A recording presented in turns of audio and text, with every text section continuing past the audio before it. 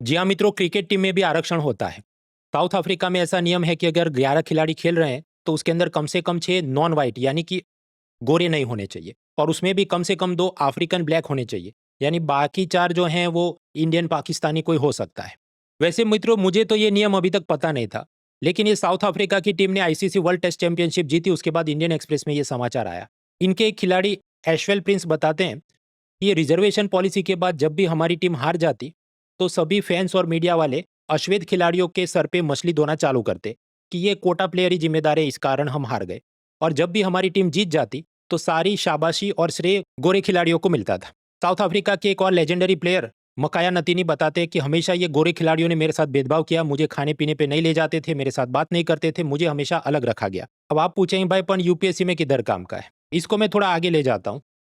South Africa और भारत में जब गोरों से आज़ादी मिली, तब भी नेल्सन मंडेला और prime minister Nehru, home minister Sardar Patel, इन सब ने बोला कि जो भी सरकारी नौकरी में गोरे लोग हैं, वो चाहे तो हमारे देश में रह सकते हैं, नौकरी जारी रख सकते हैं।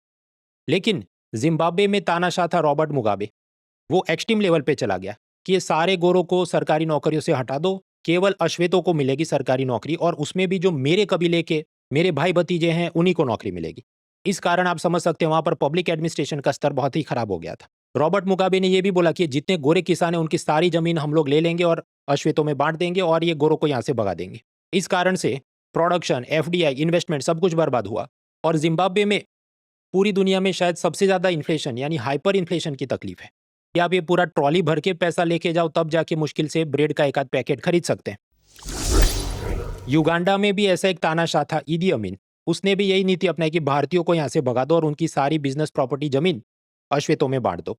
तो वहां पर भी पब्लिक एडमिनिस्ट्रेशन और इकोनॉमी दोनों बर्बाद। ये एफबीआई का नया चीफ है काश पटेल।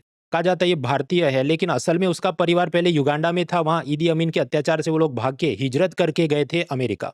अब ये सब में से टेक अवे पॉइंट्स क्या है यूपीएससी में निबंध के लिए, जीएस मेंस के लिए? पहला, जब भी संसाधन और अवसर, रिसोर्सिस एंड अपॉर्चुनिटी सबको एक समान रूप से नहीं मिलती, तब ये रिजर्वेशन, डोमिसाइल, लैंग्वेज वॉर ये बहुत आगे बढ़ जाता है। दूसरा, मेरे हिसाब से साउथ अफ्रीका में क्रिकेट में रिजर्वेशन कोटा जस्टिफाइड है, क्योंकि एक जमाने में वहां पर थी अपार्थेड नीति, रंग भेद की नीति, कि अश्वेतों को तो कहीं पर भी घुसने ही नहीं दिया जाता था।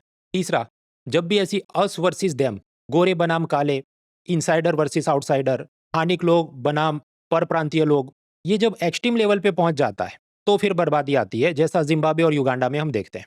बस तो आप सबको सलाह है कि अखबार पढ़ते रहिए और उसमें से रोज कुछ ना कुछ अपने शब्दों में लिखते रहिए, ताकि over the period of time आपकी ये answer writing skill, articulation skill improve हो सके।